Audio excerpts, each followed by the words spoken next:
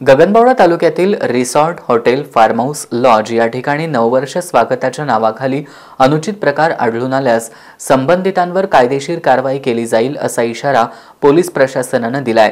Gaganbawada police ठाण्याच्या हद्दीतील व्यावसायिकांना या संदर्भात नोटीस बजावल्या असल्याचं सहाय्यक पोलीस निरीक्षक प्रशांत आवारे यांनी सांगितलंय।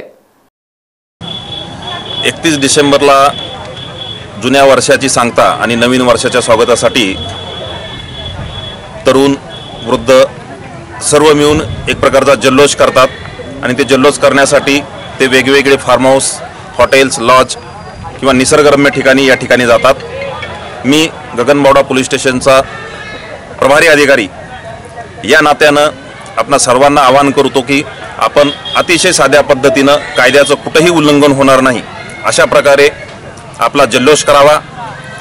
आमच्या भागात जेही फार्म हाऊस आहेत त्यांना आम्ही त्यांच्या फार्म हाऊसवर कुठलाही अनधिकृत प्रकार होणार नाही, विहित वेळेच्या नंतर कुठल्याही प्रकारचं वाद्य वाजणार नाही किंवा सदर ठिकाणी परवाना नसताना कोणीही मद्यप्राशन किंवा इतर कार्यक्रम करणार नाही आणि असे जे कोणी करतील त्यांच्यावरती कारवाई करणार आहोत आणि तसा त्यांना सर्वांना आम्ही नोटीस दिलेले आहेत।